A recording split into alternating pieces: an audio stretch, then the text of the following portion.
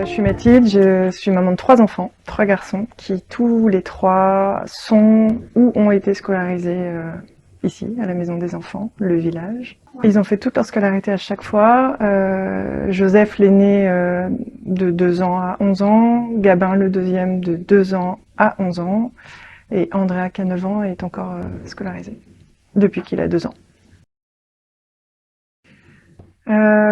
Au départ, je connaissais la démarche, la philosophie, la pédagogie Montessori qui m'intéressait, mais c'était pas le choix principal. Mon fils aîné était dans une école classique. Et en fait, ça s'est pas très bien passé. Il y a eu un changement de, comment on dit, maîtresse des écoles en cours d'année. Et là, ça commençait à plus du tout bien se passer avec lui. Et comme ça se passait plus bien et il était en toute petite section, je me suis dit que je préférais arrêter plutôt que les cauchemars à répétition, les crises d'angoisse. Et en arrêtant, je me suis mise en recherche de ce que je pouvais faire avec lui qui permettrait de peut-être réparer un petit peu cette mauvaise expérience en cours d'année. Et là, j'ai découvert des ateliers Montessori, c'était pas encore une école. Donc c'est comme ça. Et puis après, c'était la rencontre. C'était la rencontre entre mon fils et Richard qui a fait basculer, où là, on a senti qu'il se passait quelque chose de chouette.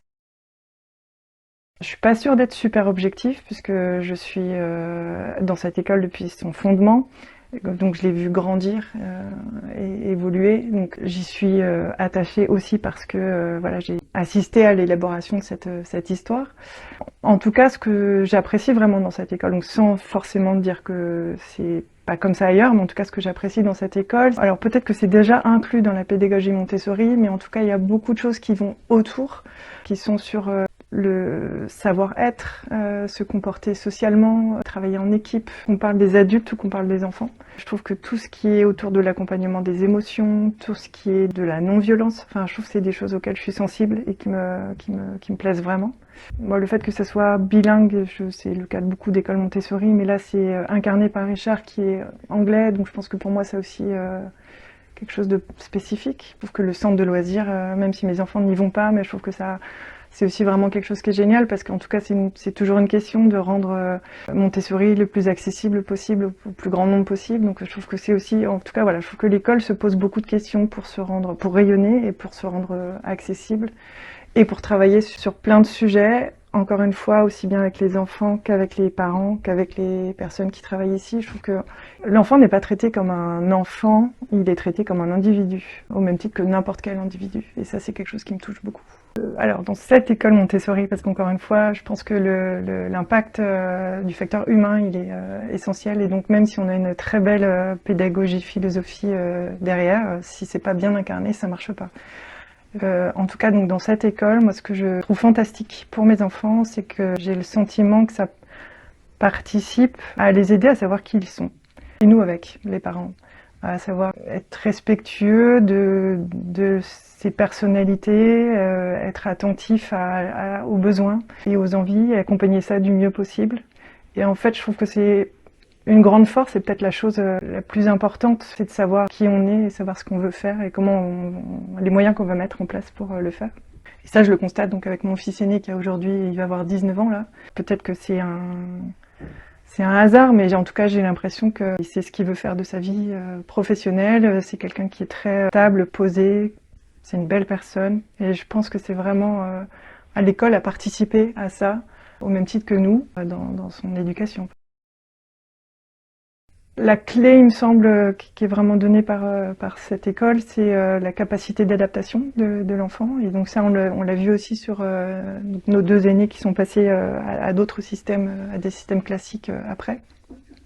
En fait, quand ils sortent de cette école, ils savent à peu près s'adapter à toutes les situations sans problème. Ça, c'est aussi, il me semble, une super grande force.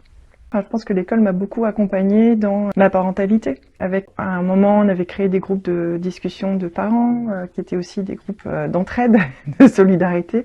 C'est important parce que, je trouve en plus avec le premier, on est peut-être parfois un peu démunis, voire carrément perdus, épuisés, j'en sais rien. Donc je pense que c'était des moments qui étaient importants. Aussi, pour moi, Montessori, c'était quand même un changement de paradigme. C'est pas vraiment l'éducation que j'ai reçue, même si j'ai reçu une éducation bienveillante et plutôt à l'écoute, mais quand même, il me semble beaucoup plus traditionnelle.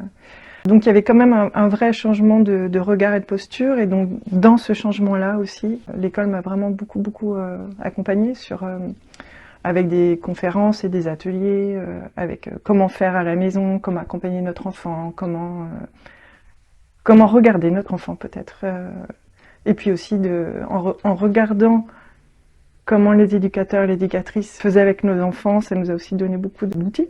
Alors l'aîné, il est passé dans le classique juste après, mais c'était en horaire aménagé musique, donc c'était du classique un petit peu spécifique, où finalement je pense que ça a simplifié la transition, parce que ils étaient aussi identifiés comme des jeunes personnes qui avaient des rythmes différents et qui avaient des emplois du temps différents. Et donc je pense que finalement, peut-être que Montessori, ça a permis de valoriser la différence de ces individus qui sont nos enfants. Et que je pense que c'était pas mal pour l'aîné que ça continue de façon assez comme ça organique. Je trouve qu'il s'est très bien adapté au niveau académique, aucun problème. Enfin, c'était même plutôt un brillant élève qui a eu son bac avec les félicitations du jury. Je savais même pas que ça existait. Donc, pour le deuxième, il a fait un petit SAS dans un collège privé hors contrat qui me paraissait plus classique dans sa forme, qui permettait justement de faire peut-être une transition avec le classique qui va rejoindre là en septembre prochain. Au niveau académique, ça va. Au niveau, je pense que lui s'adapte bien. Après, je sais que ce qui est difficile pour lui, par exemple, c'est le fait d'être face à des professeurs qui le considèrent comme un enfant. Et ça, il n'a pas du tout l'habitude. Et il est assez heurté par ça, par le fait qu'il y ait de la condescendance ou qu'on lui demande une espèce, faut qu'il y ait un rapport d'autorité promulgué sans que ça soit, voilà.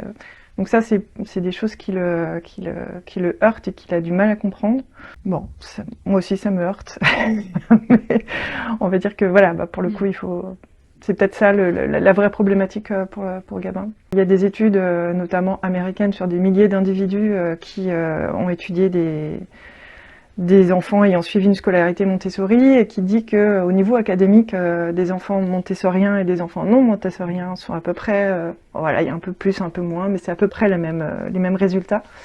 En revanche, les compétences sociales chez des montessoriens sont beaucoup plus élevées. Et ça, alors, moi, j'ai que des enfants qui ont traversé une école Montessori, donc c'est difficile à comparer, mais en tout cas, c'est des retours que j'ai beaucoup de la part des professeurs. C'est que c'est des jeunes gens qui sont extrêmement en capacité de travailler en groupe, de fédérer des choses. On me dit aussi beaucoup qu'ils ont une grande autonomie dans le travail. Ils connaissent leurs besoins, ils savent où aller chercher les ressources. Enfin, voilà, ils sont très autonomes et avec une vraie force, une vraie compétence sociale significative, puisqu'en fait, effectivement, j'ai eu beaucoup de retours de beaucoup de profs. Ouais.